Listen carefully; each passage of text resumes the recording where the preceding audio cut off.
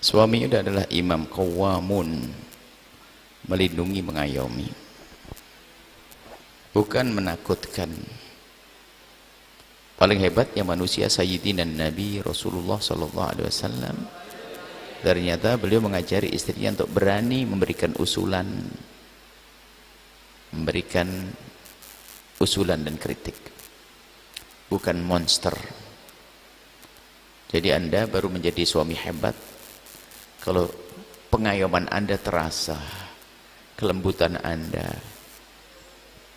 keimamahan, kepemimpinan Anda ngayomi. Mungkin istrimu lebih pintar dari dirimu, mungkin lebih kaya dari dirimu, tapi ada sisi lain yang bisa ditampakkan seorang suami, sisi ngayomi, kelembutan, penuh kasih dan seterusnya. Itu suami. Kalau ada suami seperti yang diceritakan tadi, mukul, ludah, saya pikir dia sudah harus masuk rumah sakit jiwa. Terserah siapa orangnya, saya tidak menghargai. Laki-laki begitu tuh aneh, unik. Kok ada setega itu istrinya? Nabi menyifati kegilaan seperti itu. Siapa orang yang ya mungkin bisa dianggap seperti gila, mukul siang hari, menggauli di malam hari? Ini kan bodoh. Dan jika Anda di antara yang mendengar laki-laki punya sifat begitu, segera tobat. Anda ini gila. Psikolog nggak bisa nangani, harus psikiater kasih obat itu.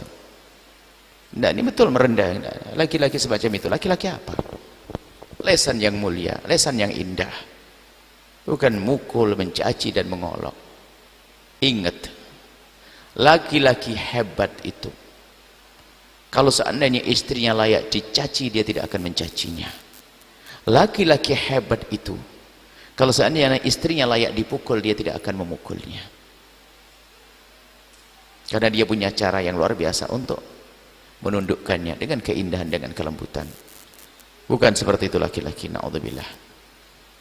Cuman mungkin ada seorang istri kok bertahan dengan suami semacam itu dan sebagainya, itu babnya beda. Memang betul sebagian seorang perempuan lebih bagus punya istri, punya suami, biarpun suka nempelengi tapi memenuhi kebutuhan pribadinya, daripada tidak punya suami lalu berzina, melakukan keharaman. Sehingga perceraian pun kalau ada orang bertanya kepada kami, "Buya, suami saya jahat, suami saya zalim, apakah saya boleh minta cerai?" Oh, ntar dulu, kita harus mengukur sejauh mana kebutuhanmu kepada seks. Sebab ada seorang istri yang memang syahwatnya tinggi, dan syahwat kan bukan celak, syahwatnya tinggi. Kalau seandainya dia cerai, pisah dari suaminya, mungkin dia melakukan keharaman, na'udzubillah, kehinaan, zina. Jadi kalau harus minta cerai, dia harus pertimbangan lain dong. Apakah bisa menjamin bahwa dirinya aman, urusan dirinya, urusan kepentingan pribadinya? Kalau tidak, memang betul punya istri, suami nempelengi jauh lebih bagus daripada menjanda lalu berzina. Zina adalah hina di diri, hina di keluarga, hina di dunia, hina di akhirat. Sehingga kalau ada orang bicara tentang perceraian, kami tidak bicara tentang permasalahan saja, akibatnya setelah kau menjanda apa? Apakah ada jaminan kau bisa bertahan? Kita pengen tahu urusan syahwatnya segede mana. Mungkin selama punya suami ini adalah memang syahwatnya teredam karena suaminya tidak mesra. Tapi di saat menjanda, di saat ketenangan Anda bergolak sudah tidak kira-kira, disitulah awal kehinaan. Karena merasa sudah tidak ada problem lagi. Dulu dengan problem, maka seorang wanita menjadi dingin. Tapi bisa problemnya lepas dari suaminya, bisa saja disitulah awal kehinaan. Makanya urusan zina, hati-hati. Kemudian panjang ini kisahnya. Cuman ada seorang laki-laki itu emosian, tapi kalau sampai meludah, nempeleng itu kan enggak. Ada seorang laki-laki itu berubah yang semula. Biasanya kalau gitu itu kita tanya dulu, gimana suamimu, baik atau tidak? Oh, awal tahun baik, tahun kedua baik. Oh, kenapa kok berubah tidak baik ini? Jangan-jangan berubah tidak baik karena istrinya bikin kesel. Mula-mula sih sabar, yang tolong jemuran bajunya abang angkat yang ya, besok dipakai ke kantor. Iya bang. Pulang ke rumah, masih di jemuran kena hujan. Allah, akhirnya suaminya ngambil bajunya sambil dikerpersin, dikipasin, setrikain sendiri, istrinya main handphone. Masih sabar, besok ayang tolong sepatu abang ada di luar takut kena hujan ya, tolong angkat. Iya abang, siap. Tak tahu sampai di rumah kehujanan juga. Kamu ini dikasih tahu udah mulai marah, lelet. Bisa jadi marahnya seorang suami gara-gara istri yang dungu. Maka saya pun tidak menyalahkan satu orang, saya pengen tahu sebabnya di mana. Apa tidak kesal begitu? Nggak tahu. Atau tiba-tiba istrinya ada laporan, abang punya kredit baru lagi. Kemarin belum bayar, sekarang udah ada. Memang istri bikin kesel ada. Maka jadilah istri yang solehah, jangan membebani suami, jangan merepotkan suami. Jadilah suami yang penuh kasih. Makanya yang demikian dia tidak bisa tahu. Kalau orangnya duduk bersama, dia bisa nilai nanti. Ini yang nggak benar siapa sih? Apakah betul suaminya seperti itu? Jangan-jangan suaminya itu telah dibikin stres oleh dia, sehingga suaminya itu kena mental gara-gara istrinya itu.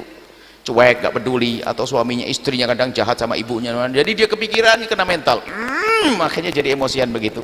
Sisi lain nggak bisa melepas, mau suruh mencerai nggak bisa, dia cinta, cuman mentalnya sudah kena mental, semakin parah, gila nanti itu. Jadi saya tidak tahu betul kesedihannya kayak apa harus duduk dengan dia berkali-kali. Nah, kadang itu sudah saling mencintai sebetulnya, atau sang suami mencintai betul, cuman karena dia sudah mentalnya rusak, nyaci meludah, nggak kebayang meludah, gimana meludah, memukul, nggak masuk di otak. Coba anda aja mikir, nggak bisa, mikir nggak bisa itu. Kok teganya ya, gimana mukul itu? Astagfirullah, nanti memang dungu laki-laki itu, gila dia itu. Makanya tidak berharga, tidak bernilai laki-laki semacam itu. Ingat, kalau kau laki-laki baik, biarpun istrimu layak dipukul, tidak kau pukul. Kalau laki-laki baik, istrimu layak dicaci, tidak dicaci. Kalau memang kau tidak suka, selesai, biarkan dia, lepas dirinya, biar dia mencari suami lebih bagus dari dirimu yang jelek itu. Kenapa harus kau pukul? Apa? Dia bukan binatang ya, binatang pun tidak boleh main pukul. Nabi dah mengajarkan yang demikian itu. Kenapa hidup kok dengan kejahatan, keburukan, kezaliman semacam itu? Di sisi lain juga seorang istri harus bagaimana bisa menyejukkan suami, jadikan keindahan di rumah. Wallahu alam. Hakikatnya seperti apa? Itu nasihat untuk semuanya. Jadi istri yang benar, suami yang benar. Wallahu a'lam bissawab. Bentar. Di saat seorang istri menolak dan sebagainya, ya, misalnya kalau menolak, alasannya apa dia menolak? Karena suami mukul. Kalau suami mukul, suami zalim itu, suami berbuat zalim itu, di saat itulah dia bukan boleh menolak hubungan suami istri, tapi boleh minta cerai. Karena dizalimi, boleh minta cerai. Selagi masih di bawah naungannya dia, berhak melayani dong, harus, karena sebagai istri, apalagi dia memberi nafkah. Ya aneh sekali ngambil nafkah dari suami nggak mau digauli, kan aneh. Ini istri apa juga, kan aneh. Jangan-jangan sama-sama gila, kan begitu ya. Dia menerima duitnya, tapi nggak mau diajak hubungan suami istri, kan aneh. Kalau suami sudah zalim, Anda punya hak untuk minta cerai, boleh minta cerai. Minta duitnya nggak mau digauli, terus bagaimana dia? Suruh zina, ya nggak boleh dong. Dia punya halal di rumahnya. Makanya bisa jadi laki-laki semacam itu sebetulnya dia laki-laki takut kepada Allah. Zina nggak mungkin. Cuman dia punya mental tadi, mental dia harus datang ke psikolog atau sampai obat nanti psikiater biar reda nanti. Karena sampai mukul. Tapi mungkin dia masih cinta pada istrinya, cuman begitu. Ada orang mencintai tapi malah dipukulin. Mencintai tapi menyiksa ada. Itu mental. Sakit dia, harus diobati dia.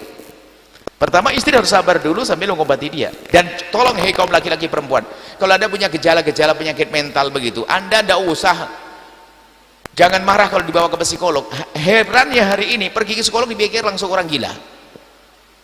Ada salah satu wali santri, padahal katanya berpendidikan tinggi, S2 atau S3, S-krim, S4 senior. Modelnya model pendidikan tinggi, tapi di saat anaknya mau dibawa ke psikolog, marah, anakku tidak gila. Mulai kapan orang dibawa ke psikolog gila? Kau tidak punya pengalaman? Itu untuk dibenahi mentalnya supaya sembuh, supaya menjadi baik. Ya, seperti itu, baik insya Allah. Jadi ya kalau memang tidak mau nerima, ya tidak boleh menerima nafkah. Jangan ngambil nafkahnya lalu tidak mau digauli. Beri. Kalau masalah proses mau cerai babnya beda. Tapi selagi masih menjadi istrinya, tentu dia wajib dong memenuhi kebutuhannya. Karena bisa jadi dia itu sebetulnya hanya jahat saja, urusan nafkah oke. Bahkan mungkin sang istri sudah dibelikan sesuatu yang nilainya mahal dan sebagainya, cuman memang dia model begitu, sehingga kebutuhan pribadinya harus tetap dipenuhi. Makanya dipenuhi. Kalau memang tidak mau, ya sudah, jangan nggak mau orangnya tapi mau duitnya. Ada, jika ada seorang istri didolimi oleh suami, dia berhak ngangkat ke mahkamah untuk dicerai demi keselamatan dia, supaya tidak di dalam naungan seseorang lalu didolimi di rumahnya atau dalam keluarganya. Itu saja, Allah a'lam bishawab. Menyaksikan video ini, jangan lupa berselawat kepada baginda Nabi Muhammad sallallahu alaihi wa alihi wa sahbihi wasallam.